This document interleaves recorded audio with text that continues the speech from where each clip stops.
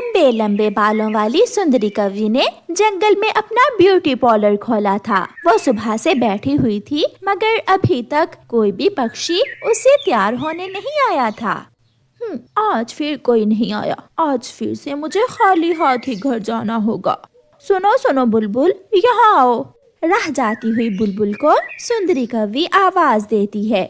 बुलबुल, देखो तो तेरे ये बाल कैसे उलझे हुए हैं और रंग भी कितना गंदा हो गया है तुम्हारा।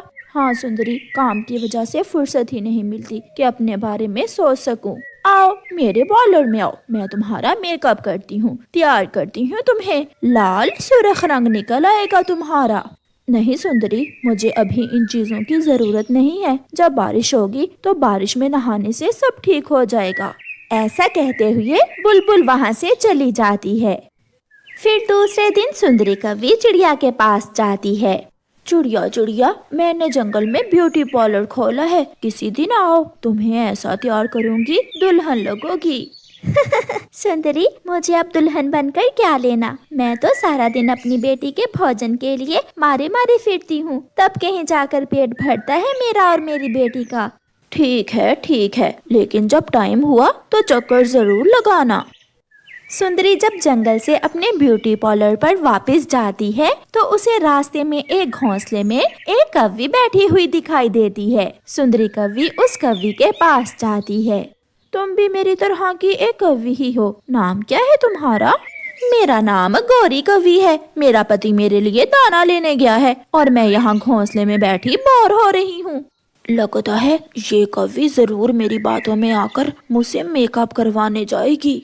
गौरी नाम बताया ना तुमने? गौरी, मैंने जंगल में ब्यूटी पार्लर बनाया है। मैं पक्षियों को ऐसे मेकअप करती हूँ कि बूढ़े भी जवान दिखते हैं।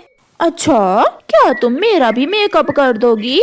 इसलिए तो मैं तुम्हारे पास आई हूँ। इतनी छोटी सी उम्र में कैसे उतरा उतरा चेहरा लग रहा है तुम्हारा। मेरे ब्यूटी पार्लर पर आना, 16 महीने की जवान कवि बना दूंगी मैं तुम्हें। सुंदरी चली जाती है। गौरी कव्वी भागी भागी अपने पति कालू के पीछे जाती है, जो दाना ढूंढ रहा था। कालू लाओ ये दाना, तुम मुझे दो। मैं सुंदरी कव्वी से अपना मेकअप करवाने जा रही हूँ।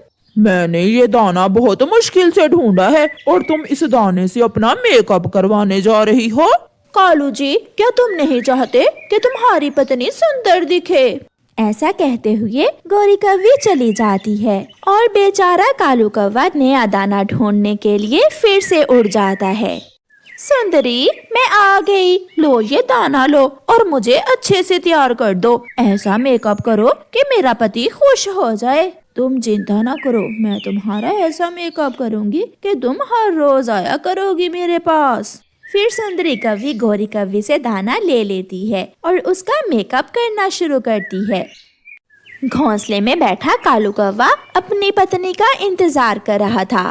शाम होने वाली है, वो अभी तक नहीं आई। उसे अच्छे से मालूम है कि वो अंडा देने वाली है, फिर भी आवारा घूम रही है। गौरी कव्वी भी आ जाती है।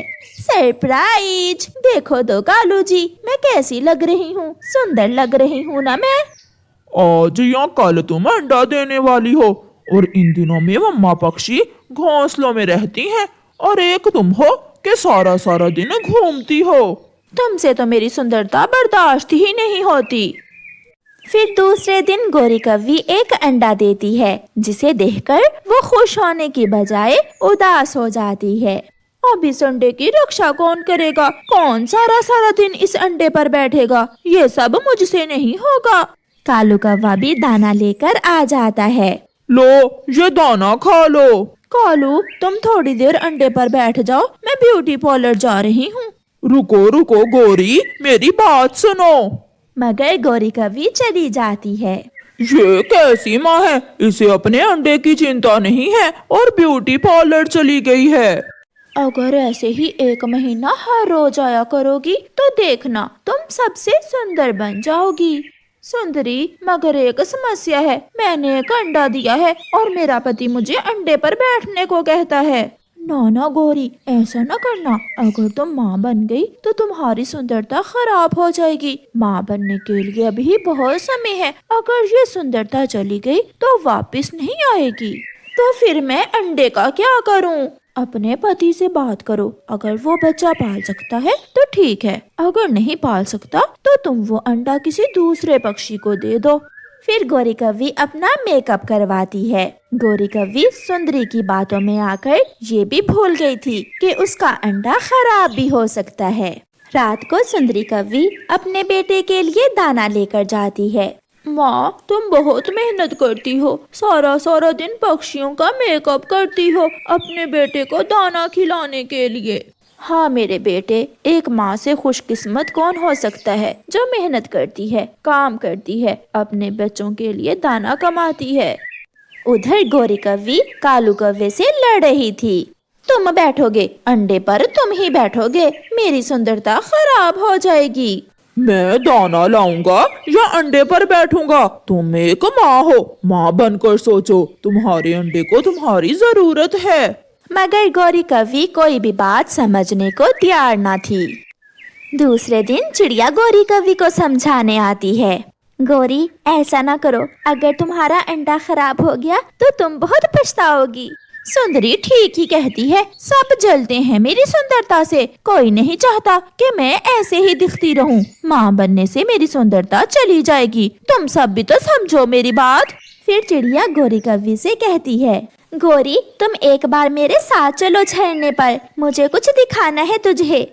फिर चिड़िया गौरी कव्वी को झरने पर ले जाती है। वो गौरी के साथ छुपकर बैठ जाती है। थोड़ी देर बाद सुंदरी कव्वी अपने बेटे के साथ झरने पर आती है।